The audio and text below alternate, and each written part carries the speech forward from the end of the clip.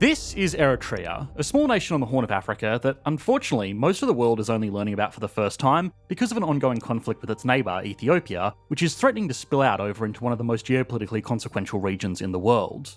Eritrea sits at the entrance to the Red Sea at a bottleneck to the Suez Canal, which is a shipping link between Europe and Asia, two of the largest trade markets in the world, as well as the oil producers of the Persian Gulf. It's also directly opposite a rebel-controlled region of Yemen and Saudi Arabia, two groups that have also been involved in an ongoing conflict that is causing a long list of economic headaches in the region. Its indirect neighbour is Somalia, or rather the claimed independent breakaway state of Somaliland, and wedged in between all of this is Djibouti, an interesting country in its own right, but one that is also home to military bases for some of the world's most powerful countries, specifically because of its sensitive location. Already, tensions in this region have seen major shipping companies cease their operations through one of the most valuable trade routes in the world because it's simply not worth the risk to their ships, cargo, and their crew. If this goes on long enough, it will have a significant impact on the global economy, which is already struggling with the pressures of nearshoring and friendshoring after the weaknesses of long supply chains were exposed during the pandemic. This would be a tense environment for any economy, but Eritrea is a country affectionately known as the North Korea of Africa, thanks to its totalitarian leadership and long list of policies intended to keep its people in and the world out. Given this situation, it's perhaps no surprise that this country is one of the poorest in the world, with what could be the worst living conditions of any economy anywhere. But it doesn't need to be like this. In a strange way, Eritrea's terrible domestic and regional situation could be a golden opportunity for the country. And while it's unfortunately unlikely to take advantage of these opportunities, it can still give us a great insight into what's going on in this incredibly influential part of the world. So, how has Eritrea become the North Korea of Africa? How is this a potential economic opportunity? And finally, how did this country become one of the most mismanaged economies in the world? Once we've done all of that, we can put Eritrea on the Economics Explained leaderboard.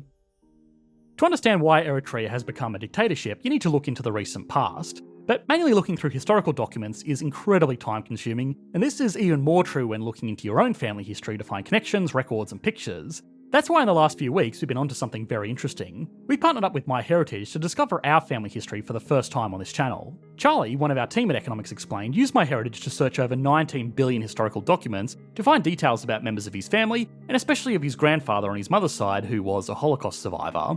There aren't many basic records like his birth certificate for obvious reasons, but by looking through connections, he was able to create a pretty comprehensive map of his family dating back to the 1800s and find out his great-grandmother's maiden name and her extended family, the Jacksons. The search doesn't stop there, with truly amazing insights like a newspaper clipping about Charlie's great-grandparents' wedding in 1895 and images of his grandfather's engineering patents. And once he added a lot of his immediate family, the Instant Discoveries page gave him the marriage records of his mother's parents from 1953 in Westminster in the UK, and further research surfaced a beautiful picture of their wedding day that his family had not seen before. It looked even better after he used MyHeritage Picture Restorer to colorise and sharpen it, and Charlie got it framed for his mum as a Christmas present.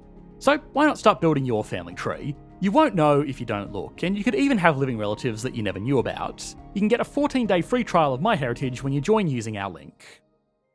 Eritrea is one of the youngest countries in the world, only formally gaining independence in 1993, just over 30 years ago. A lot of the economic, political, and social challenges the country is facing today can be traced back to a pretty common problem in the region, and that was the haphazardly drawn borders that the countries were divided along by the Allies after the Second World War.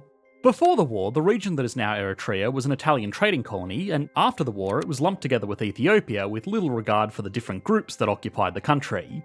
This arrangement did not last long, and in 1961 Eritrea began a war for their independence that would last for 30 years. The Eritrean people overwhelmingly supported having their own sovereign nation. 2 years after the war was over, a referendum was held where 99.8% voted in favour of independence. Now, this might sound like the results of every dodgy election ever, but in this case, the vote was overseen by the UN and the decision did genuinely have popular support. The main reason that the devastating and prolonged war needed to be fought in the first place was because Ethiopia wanted access to ports for trade, because even back in 1961, it was clear how important global shipping was going to become. To this day, Ethiopia has pushed for access to seaports because without it, they have struggled to export their goods competitively, and any imports into the country are very expensive for its people, who are still incredibly poor. The fallout of a 3-decade-long war meant that the newly independent state of Eritrea was crushed before it had a chance to really get started. The government that came to power in the aftermath of the conflict was also formed around ruling a separatist group at war, not governing a country at peace. So even if the leaders which still rule over the country today had their people's best interest at heart, it would require a radical shape-up of their government systems. A few months ago, we explored the economy of Somalia, another desperately impoverished country from the same region, and found that the biggest weakness of their economy was an almost total lack of formal government. Without a universally recognised and effective government, the country is fractured into different regions with unofficial borders all over the place. Without basic enforcement of laws, no real industry can be established in the country beyond subsistence farming and surprisingly self-regulated piracy. Piracy is a very interesting way for a country to take advantage of its proximity to trade routes, but it's not exactly something that a flourishing economy is going to be built off of. Eritrea, in many ways, has exactly the opposite problem. The country's government has too much control over every aspect of the economy, so much so that it cripples any private industries and radically misaligns what should be supplied in the economy and what really is. Almost every business in Eritrea falls under the direct control of the government. Banks, mining operations, building companies are all largely state-owned and manned by personnel from the country's extensive military. Eritrea has mandated conscription for men and women over the age of 18, given its tense history with its much more powerful neighbour. But since those men and women normally, fortunately, don't have much fighting to do, they're instead put to work in general national services. This usually involves working in mines or on construction projects for little to no pay, and while technically military service should only last for 18 months, it's often extended for workers who have valuable skills like mechanics, electricians, and even teachers, who are often posted to schools that may be nowhere close to their home villages. Part of the reason that Eritrea gets compared to North Korea is because of its heavy-handed approach to forced military service, combined with the amount of national expenditure that is dedicated to this military. For both North Korea and Eritrea, these numbers are not made available by the governments themselves, presumably because of military secrecy, but also likely because maintaining those kinds of records are difficult. Eritrea also has the worst press freedoms in all of Africa, which probably don't help the comparisons to North Korea, and certainly don't help with getting accurate economic figures. The CIA World Factbook estimates that they spend around 10% of their GDP on their military every year, which is roughly 3 times what the USA spends, and even it gets criticised for that being too much. That spending figure is also down significantly from as much as 34% of GDP in 2000 amongst renewed tensions with Ethiopia. In reality, even though this looks bad, and it is bad, a lot of this spending is not going towards developing combat capabilities, it's instead just the government using military funds and military personnel to try and run the country's industries how they see fit. Unfortunately, even though the country does not pay its military personnel very well, these projects are still publicly funded, which is why technically, Eritrea also claims the title of having the highest debt to GDP ratio in the world. Most of these loans are coming from nation-state investors that want influence in the region rather than a reliable return on their investment, because perhaps unsurprisingly, the debt taken on to fund centrally mandated military projects has not reliably been paid back. Last week, we made a video discussing why capitalism is so common in our modern global economy to the point where it's difficult to name a country that doesn't have a capitalist economy by some definition. Well, Eritrea might be one of the few countries that escapes this broad definition because while it does have markets for basic goods and services, they are incredibly limited and primarily controlled by the government. No market exists for jobs or investments because, again, that's all decided by the government. Anybody with valuable skills for the country will work for the government, either through the military or one of the government-owned companies, and everybody else, making up a vast majority of the population, works as subsistence farmers, just growing food to support themselves, their families, and small, mostly isolated communities. This is something called a command economy, where almost all major decisions are made by a central authority. The problem that economies like this have is that billions of decisions are made every day in advanced free market countries about what to buy, what to produce, and what to invest in, and each of those decisions is made by individuals all looking out for their own self-interest. Overall, this system works effectively to guide production into producing what people in the economy really need and really value. Even if a command economy was run by a completely benign government just trying to do the best for its people, deciding exactly what should be produced and who it should be supplied to for every economic participant in an economy is almost impossible, especially for advanced goods and services that need parts to make end goods. One of the theoretical advantages of a command economy is that it should be more stable short term because it's not impacted by changing consumer confidence and preferences, which can be quite fickle. But because of just how hard it is to control every action in an economy centrally, output from command economies has historically been even more unstable than in regular free market capitalist economies. A command economy also introduces a single point of failure for the entire country. If one business in a capitalist economy makes a bad decision, it goes bankrupt and a smarter, better business takes its place. At least in theory. If the central planning department for an entire economy makes a mistake, it can take down the entire economy. There are, unfortunately, many examples of this happening in the real world, the most famous example probably being the Great Leap Forward in China, which is a misguided economic policy to improve agriculture and heavy industry, but unfortunately only made both of them worse across the entire country, causing a famine that killed tens of millions of people. Now, some level of central control in an economy can actually be a good thing, especially for a country starting effectively from scratch like Eritrea is. Free markets are great, and they're a highly effective tool to guide production, investment, and training, but without some kind of structure, they can be slow and indecisive when an economy really needs an assertive direction. North and South Korea are perfect case studies for this. After the Second World War and the Korean War, both of the divided states were devastated, but it was actually North Korea that started growing faster because the centralised power of their government was able to make decisive plans about investing into industry when the South was kind of flailing to find any direction at all. Of course, the South has since exceeded the North in basically every economic metric, but early on, a firm hand in a struggling economy could have had its uses, assuming that the hand is also willing to give up its power when necessary. One policy that Eritrea has implemented that it might be a bit of a pioneer in is that all of its citizens that live and work abroad still need to pay 2% of their income back to their home country as a tax. The taxation of citizens who live and work abroad is incredibly rare, and only the USA really does it on any kind of significant scale. But this could be an effective way to alleviate one of the biggest threats to undeveloped and developing economies around the world, and that's brain drain.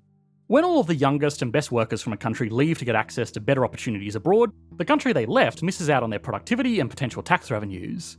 This can be particularly devastating because people are normally moving from poor countries that could really use them to rich countries where they'll make more money and have a better quality of life. If something like a foreign workers tax could be successfully implemented, then it wouldn't be such a big hit to these undeveloped economies losing these workers, because it's possible that their country would make even more revenue from them working in a high-paying job abroad than it would from them if they worked a less value-adding job domestically. In a way, it could be an opportunity for these countries to turn their people into their greatest export and turn a major threat into a huge opportunity. Now, as inspired as this tax system could be, a broken clock is still right twice a day, and there is a reason that Eritrea is one of the first countries in the world to push this tax. And unfortunately, it's not because they are pioneers of innovative new fiscal controls. Command or centrally planned economies also suffer from putting too much power into the hands of people who might want to take advantage of it to secure their own positions and enrich themselves at the expense of their people, and that is a reality that has obviously impacted Eritrea as well. The terrible living conditions of the country, forced military service which can in many cases be extended for decades, and a lack of any real opportunity to escape this cycle is why Eritrea is the most fled country per capita in the world. There were over 580,000 Eritrean refugees around the world in 2021, which is the highest number of any country not at war, which is particularly alarming when it's considered that Eritrea only has a population of around 3.6 million people. So roughly 1 in 6 of the country's people are living as refugees, and that number doesn't even include people who were able to fully migrate or become citizens of other countries over the past 3 decades. This is more than just brain drain. It's a total drain. The tax on citizens living abroad could be an effective way to deal with a very real global problem in developing economies, but this particular implementation is little more than a desperate attempt to keep some money coming into a country that people can't get out of fast enough. It's also not very effective. Most people that leave the country have no intention of ever returning, and since Eritrea itself has been sanctioned by most of the West, they aren't in a position to negotiate tax treaties with them either. Every successful economy is successful in roughly the same way. They have advanced industries backed by effective finance overseen by a stable government, which all gives good opportunities to their people. Every economic failure is a failure in a unique way. Some have no control over their people, some impose too much control, some overexploit their resources, and some never had any to begin with. Eritrea unfortunately started in a difficult position, but responded to these challenges by desperately trying to control what little they had, instead of trying to build more. Okay, now it's time to put Eritrea, one of the countries with the lowest levels of human development in the world, on our leaderboard. Unfortunately, it will not do well, but hopefully the metrics can reveal a little bit more detail about how the country is in such a desperate situation. Another small disclaimer is that given the country's rigid controls on outside reporting, Eritrea is one of the few countries in the world that neither the World Bank nor the International Monetary Fund prepares up-to-date figures for, so we'll be using the most recent estimates available from 2019. Starting as always with size, Eritrea has a GDP of $1.98 billion, making it one of the smallest economies in the world, in line with island nations like Vanuatu and Grenada. Eritrea gets a 1 out of 10. GDP per capita works out to be around $550 per person, again making it one of the poorest countries in the world, but by the numbers alone, it looks about twice as productive as countries like Burundi and Somalia. Of course, that's not a high benchmark, but even that difference is probably overstated. Because of the country's tight controls over industry, a lot more economic activity happens formally than it would in a country like Somalia, where most industries are intentionally left off the books. In reality, the quality of life of Eritrea is just as bad, if not worse than it is in these other countries, and even still, by the numbers alone, it still only gets a 1 out of 10. Stability and confidence is very poor. The country is still very young, and in that time it's been involved in multiple regional hostilities, with tensions still plaguing the nation to this day. The economy is run by decree with little to no oversight over decisions, debts have historically been unmanageable and rarely repaid, and it's witnessing one of the greatest exoduses of people of any country in history. The only redeeming factor the country has going for it is that it does technically have a recognised government, and it isn't actively involved in a civil war, so it gets a 2 out of 10. Growth has been negative. Most of the country's output comes from government projects funded by loans repaid with the exports of precious metals mined by forced conscripts in artisanal mines. The country has somehow managed to get the resource curse without even accessing the wealth of its natural resources. The challenges in exploiting these reserves has meant that the country has seen its total economic output roughly shrink by 30% over the last decade, meaning it can only get a 0 out of 10. And finally, industry. Most of the country's population are subsistence farmers just trying to grow enough food to support themselves. What formal industry does exist is mismanaged and run by a forced military, and is primarily dependent on unsustainable mining and building. Eritrea gets a 1 out of 10. Altogether, that gives the country an average score of just 1 out of 10. Easily the lowest score we've ever had to give to a country, which hopefully highlights just how badly things have gone for Eritrea and its people. In this video, we spoke a lot about Somalia, a country in the same region that is also in a dire economic situation for exactly the opposite reasons as Eritrea. If you want to learn more about that, you should be able to click to it on your screen now. Thanks for watching, mate. Bye.